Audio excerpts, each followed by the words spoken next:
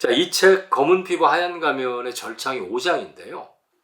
그 5장의 제목이 한 흑인이 겪은 생생한 경험이라는 제목으로 등장을 합니다.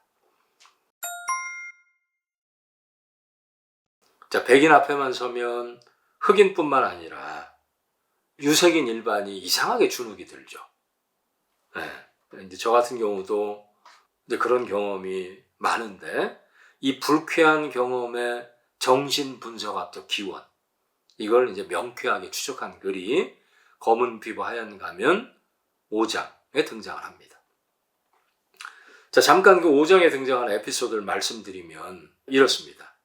자, 그 흑인 아저씨, 아마도 빠농으로 상정되는 흑인 아저씨가 파리에서 백인만 타는 그 기차 전용칸 실수로 잘못 발을 디딥니다.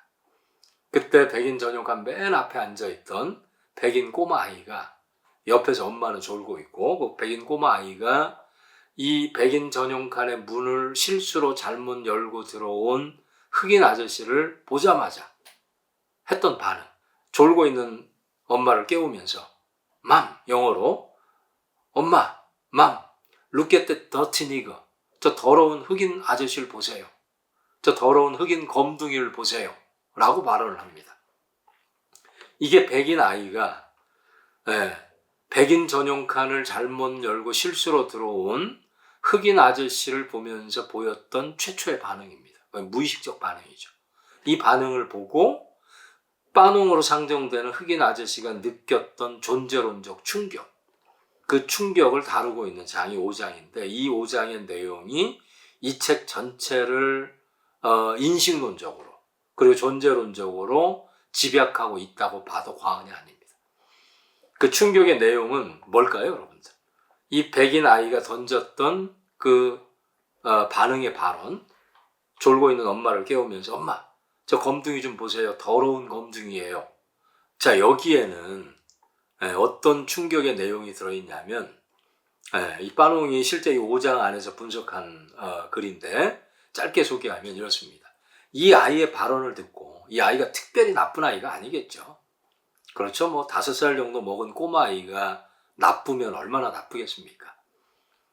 그러니까 이 아이가 보였던 무의식의 내용 안에는 사실은 역사적인 내용이 들어있는 거죠. 그때 역사라고 하는 건 옆에서 졸고 있는 자기 엄마, 집에 있는 아버지, 그죠? 그리고 그 어머니 아버지를 키웠던 자기 할머니 할아버지한테 배운 그런 역사적 내용이 이 아이의 무의식 안에 각인이 돼 있고, 그 무의식이 발현돼 나온 반응이겠죠.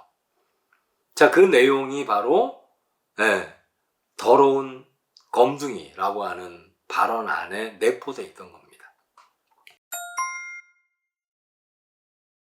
그 흑인 아저씨는, 빠농으로 상정되는 흑인 아저씨는 이 발언에서 뭘 느끼냐면, 내 몸이 백인 꼬마 아이의 눈을 만나면서 작동하는 내 몸의 작동 방식, 거기에 충격을 받아요. 그 작동 방식의 내용은 뭐냐면, 이제 5장의 텍스트 안에 구체적인 이제 문장이 나오는데 뭐라고 나오냐면, 그 충격의 내용이, 내 몸은 백인 아이의 눈앞에서 제3자가 아니라 세겹으로 작동하고 있었다, 이 말을 합니다. 이게 굉장히 핵심적인 내용이고, 생각해 볼수록 충격적인 내용이고, 이 흑인 아저씨가 받았을 법한 인식론적, 존재론적 충격에 공감을 하게 만드는 내용입니다. 이 3인칭으로 작동하지 않고 세겹으로 작동했다는 건 무슨 뜻일까요? 무슨 뜻이냐면, 자, 제가 여러분들하고 일면식이 없어요. 한 번도 본 적이 없어요. 근데 제가 여러분들하고 어딘가에서 약속을 해서 광화문 앞에서 처음 만났다고 합시다. 처음 인사를 할 때, 여러분들하고 나하고 사회적 관계를 형성하는 최초의 방식은 3인칭이죠. 그걸 영어로 예를 들면 he 아니면 she의 관계로 만나는 거죠. 3인칭의 관계죠. 그 아니면 그녀. 여기에서 예외적인 신체는 없죠. 모든 존재는 특별한 경우를 제외하고는, 특별한 경우를 제외한다는 건 특별한 경우가 있다는 뜻이겠죠. 자, 아무튼 특별한 경우를 제외하고 보통의 신체를 갖고 있는 사람들이 최초의 사회적 관계를 형성하는 방식은 3인칭으로 환원이 됩니다. he 아니면 she, 그 아니면 그녀. 이렇게 만나죠. 그러다가 사이가 가까워지면 2인칭이 되죠. 너 혹은 당신. 이렇게 되는데 처음 만날 때. 근데 거기에 예외적인 신체가 있다는 거예요. he 아니면 she라고 하는 3인칭이 아니라 세 겹으로 만나는 존재. 그게 바로 흑인의 신체라고 본 거죠. 이 빠농으로 상정되는 이 흑인 아저씨가 실수로 백인 전용 칸 문을 잘못 열고 들어갔을 때 백인 아이가 이 흑인 아저씨의 신체를 보고 보였던 최초의 반응. 그건 3인칭의 방식으로 환원될 수 없는 관계. 세 겹으로 봤다는 거죠. 이 흑인 아저씨를. 자, 그럼 마지막으로 이 흑인 아저씨의 신체를 백인 아이가 세 겹으로 봤다는 건 무슨 뜻일까요?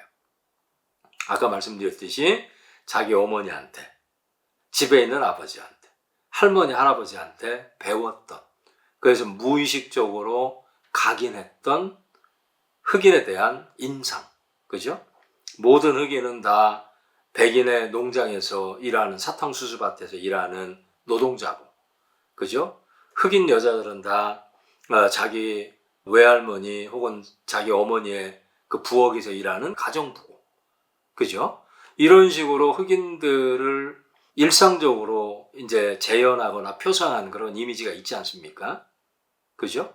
그거는 he나 she의 어떤 신체로 본 게 아닌 거죠. 3인칭의 신체로 저 흑인 아저씨를 단독자, 저 흑인 아저씨 있는 그대로 3인칭의 어떤 객관적 타자로 본 게 아니라 몇 겹의 역사가 덧씌워져 있는 그런 어떤 존재로 본 거죠. 그걸 보면서, 그걸 들으면서 이제 받았던 충격. 그거는 인식론적인 충격이죠. 그 충격 때문에 5장 전체를, 그리고 나아가서는 검은 피부 하얀 가면 전체를 이끌어내는 주제의식을 그 안에서 전개해 나갑니다. 자, 흑인들이 이런 과정을 겪으면서도 흑인들은 어떻게 해서든지 백인들에게 인정을 받으려고 하얀 가면을 쓰는 노력을 멈추지 않죠. 일종의 인정투쟁이죠. 자, 인정투쟁의 내용은 뭐냐면 백인의 언어를 완벽하게 구사하는 것. 앞에서 언급했듯이. 그리고 백인의 에티켓을 배우는 것. 그리고 백인보다 더 백인 같은 흑인이 되는 것. 자, 지금 이 기차 에피소드에서 보듯이 자, 빠농은 백인들이 식민진들의 땅만 빼앗은 게 아니고 정신을 빼앗았다고 진단합니다. 그래서 백인 지배층은 흑인은 미개하고 백인은 문명화됐다. 이런 인식을 주입을 합니다. 그러면 흑인들은 어떻게 행동을 할까요? 어떻게 해서든지 지배자에게 인정을 받기 위해 인정투쟁을 벌이겠죠. 그 내용이 백인의 언어를 완벽하게 구사하고 백인의 에티켓을 배우고 백인보다 더 백인 같은 존재가 되려고 노력을 하겠죠. 우리 일제시대 때 조선인들처럼 일본인보다 더 일본인 같은 조선인이 되려고 했던 존재들이 있죠. 그러다가 관동 대지진 때 조선인을 골라내려고 일본인이 시켰던 그 발언 있지 않습니까? 15엔 50전. 주고엔 고지센 그거 발음해봐 그랬잖아요. 그 발음이 잘 안 되면 조선인이구나 하고 이제 몽둥이로 때려 죽였던 그런 사건들이 있죠. 흑인들은 검은 피부 위에 하얀 가면을 쓰는 과정에서 엄청난 정신적인 분열하고 자기 혐오, 즉 열등감에 시달리게 됩니다. 빠농은 이것을 집단병리라고 부릅니다. 자, 빠농에게는 이 집단병리의 산 증인들이 바로 알제리인들이었습니다. 자, 1953년에 28살이 된 빠농은 프랑스의 또 다른 식민지였던 북아프리카 알제리에 있는 블리다 주앵빌 정신병원 과장으로 부임을 합니다. 자, 빠농은 그곳에서 환자들을 쇠사슬로 묶어두던 비인간적인 치료법을 폐지하고 환자들하고 소통하는 혁신적인 치료법, 그러니까 지금 기준으로 봐도 굉장히 혁신적이에요. 여러분들 지금 현대식 병원을 보면 정신병원에서 하는 그 치료 방법 중에 연극치료 같은 게 있지 않습니까? 연극치료, 그리고 스포츠 치료 이런 거 있죠. 축구를 같이 하게 하거나 연극을 같이 하게 하거나 이런 식의 치료를 하는데 그 치료법을 1950년대 도입을 합니다. 파농 이전에 백인들이 이끌던 정신병원에서는 이런 치료법이 없었죠. 그냥 묶어뒀죠. 알제리가 대표적이죠.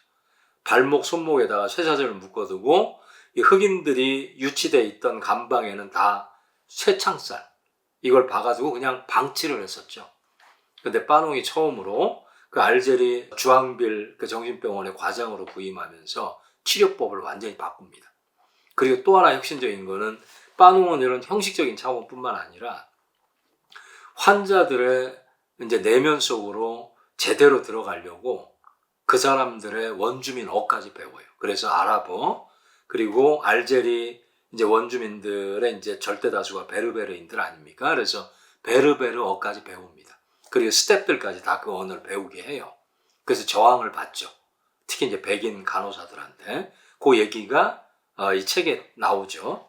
자, 하지만 1954년 알제리의 민족해방전선 FLN 아주 유명한 그 단체죠. FLN 한국식으로 말하면 임시정부 김구 선생이 상해에서 이끌었던 그리고 나중에 충칭까지 가지고 갔던 그 임시정부가 알제리의 경우는 FLN인데 이 FLN이 1954년에 프랑스하고 전쟁을 공식적으로 선언을 합니다. 그리고 이제 8년 동안 이 해방전쟁이 시작이 되죠. 이때 파농이 알제리에 근무하고 있었는데 이 병원이 아주 지옥 같은 전전으로 변해요. 어떤 의미에서 그러냐면 낮에는 프랑스 군인들, 알제리인들을 고문했던 알제리 원주민들을 지금 알제리 임시정부는 알제리에 있는 게 아니고 튀니지에 있죠. 튀니지. 알제리 임시정부는 튀니지로 망명을 했고 알제리에서는 이제 알제리 사람들이 살고 있는데 거기 이제 프랑스 제국주의자들이 와서 알제리 주민들을 잡아다가 낮에 고문을 하고 강간을 하고 폭력을 휘두르고 이제 이런 일을 벌이는 거죠. 그래서 낮에는 이런 고문을 했던 고문 그 실행자들, 그러니까 프랑스 사람들이죠, 군인들이죠, 경찰들 이 사람들이 와서 정신치료를 받아요, 파농한테. 그러니까 고문을 당했던 사람만 피해자가 아니고 파농이 이때 느끼는 거죠. 고문을 당했던 사람만 정신적으로 심리적으로 파괴당하는 게 아니고 고문을 했던 사람도 파괴를 당하는구나. 그래서 파농이 이때 느낀 게 뭐냐면 개인을 개별적으로 따로 아무리 치료해봤자 소용이 없다. 이 환자들을 미치게 만드는 진짜 원인은 이 나약한 알제리인들, 알제리 주민들의 뇌 속에 있는 게 아니라 이 알제리 주민들이 미치고 환자가 되고 하는 이유는 이 사람들의 정신세계가 정신력이 나약해서가 아니고 이 체제 자체, 식민주의라고 하는 이 체제 자체, 식민지배라고 하는 이 시스템 자체가 문제다. 그러니까 식민지 제도를 고치지 않고는 이 정신병 환자가 양산되는 이 구조를 바꿀 수 없다고 생각을 한 거죠. 그렇게 판단한 겁니다. 그래서 정신과 의사직을 그만둡니다. 이때 이제 프랑스 정부에 냈던 사직서가 아주 유명해요. 파농이 제출했던 사직서가 아주 명문인데요. 이 병을 고치려면 이 알제리인들 그리고 사실은 가해자들 자, 이 사람들의 병을 고치려면 제도를 무너뜨려야 한다. 개인을 환자로 삼아서 그 사람들의 뇌 속을 들여다보는 일은 이거는 위선이다. 이제 이런 내용을 사직서에 씁니다. 그러면서 또 이제 했던 얘기가 식민주의 체제라고 하는 이 자체가 인간을 미치게 만드는데 병원 안에서만 인간을 치료한다는 건 사기다. 행동하지 않는 지성은 죄악이다. 나는 인간의 존엄성을 위해 싸우겠다. 라고 사직서를 쓰면서 알제리 병원에서 나옵니다. 이 사직서를 본 프랑스 당국이 분노를 하죠. 그러면서 파농에게 추방령을 내려요. 48시간을 줄 테니까 딱 이틀을 줄 테니까 알제리에서 무조건 나가라. 그래서 파농은 자기 부인 조씨죠. 조씨 부인하고 아들 올리비에 아들을 데리고 알제리에서 FLN 알제리 해방전선의 망명정부가 있던 튀니지아로 넘어갑니다. 자, 이 내용은 3부에서 말씀드리도록 하겠습니다. 감사합니다.